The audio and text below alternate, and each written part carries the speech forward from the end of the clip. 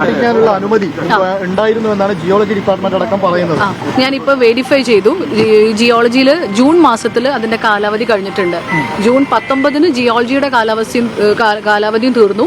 മുനിസിപ്പാലിറ്റിയുടെ കാലാവധി 20-ാം തീയതി ജൂൺ 20 അത് തീർന്നിട്ടുണ്ട്. അപ്പൊ നിലവിൽ പെർമിഷൻ ഇല്ല. എന്നാണ് ഇത് അനുമതി കൊടുത്തിരുന്നതെന്ന് അറിയോ? പെർമിറ്റ് കൊടുത്തതല്ല പറയണത്. ഞാൻ പറയുന്നത് മണ്ണെടുക്കാനുള്ള പെർമിഷന്റെ കാലാവധി ജൂൺ മാസത്തിൽ ജിയോളജിയുടെയും തീർന്നിട്ടുണ്ട്, നഗരസഭയുടെയും തീർന്നിട്ടുണ്ട്. അപ്പൊ ആസ് ഓഫ് നൗ അങ്ങനെ ഒരു പെർമിഷൻ ഇല്ല, അനുമതി ഇല്ല. അനധികൃതമായിട്ടാണോ? തീർച്ചയായിട്ടും ഇങ്ങനെ തന്നെ. അല്ല, ജൂൺ വരെ ആയിരുന്നു ഇതിന് പെർമിഷൻ കൊടുത്തത്. അതിന്റെ കാലാവധി പിന്നെ പുതുക്കിയിട്ട് റിന്യൂ ചെയ്തിട്ടില്ല.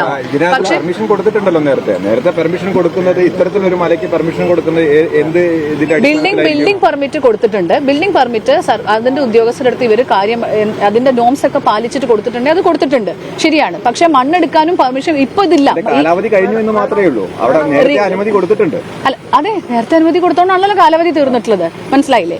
അപ്പൊ ഇനി ചെയ്യാനുള്ളത് ഇത് നമ്മൾ ആരാണോ എന്ന് വെച്ചാൽ ഇപ്പൊ ചെയ്തിട്ടുള്ളത് അൺഓതറൈസ്ഡ് ആണ്. അപ്പൊ അവർക്കെതിരെ നടപടി എടുക്കുക.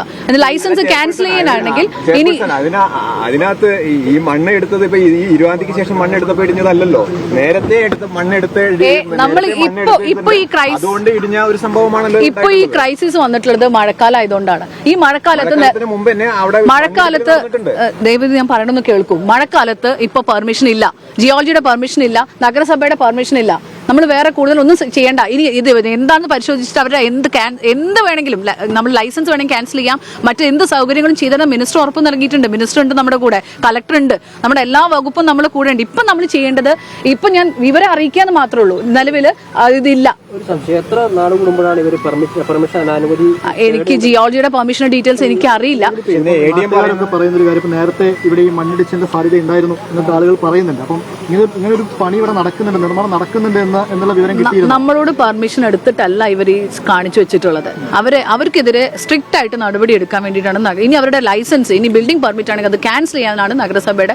എന്തായാലും ജനങ്ങൾക്ക് പ്രയാസമുള്ളത് ഒന്നും ചെയ്യില്ല. ഇപ്പോൾ നിലവിൽ ദൈവം സഹായിച്ചിട്ട് ഒരു ആപത്തും ഇവിടെ ഉണ്ടായിട്ടില്ല. നമ്മൾ ആളുകളെ സേഫ് ആയിട്ട് എത്തിച്ചിട്ടുണ്ട്. പാണക്കാട് ഹൈസ്കൂളിൽ ക്യാമ്പ് 75ഓളം ആളുകൾ അവിടെ ഉണ്ട്.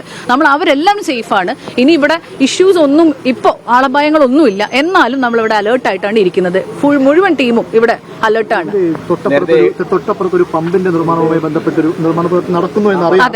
അതിന്റെ കാര്യം എന്താണ്? അവിടെ ശരിക്കും ഈ ഭാഗം അങ്ങനെ ഇടിയുമ്പോൾ ഈ ഭാഗത്ത് ഇപ്പൊ പമ്പിന്റെ മാത്രമല്ല, ഈ വീടുകളൊക്കെ അങ്ങനെയാണെങ്കിൽ അപകടാവസ്ഥയിലാണല്ലോ. അതിന് ചുറ്റും ഈ പരിസരം മൊത്തം അങ്ങനെയാണല്ലോ.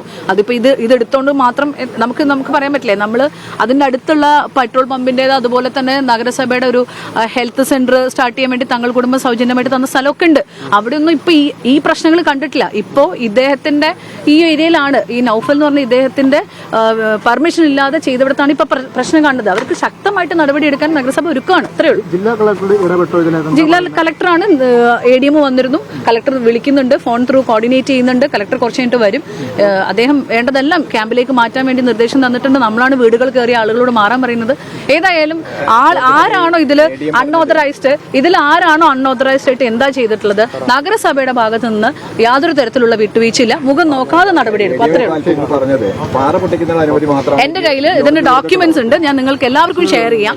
എല്ലാവർക്കും ഇത് ജിയോളജിയുടെ നഗരസഭയുടെ പാറ പൊട്ടിയാലും മണ്ണ് മാന്തിയാലും ഒക്കെ ഒരേ അപകടം തന്നെയല്ലേ വരുന്നത്.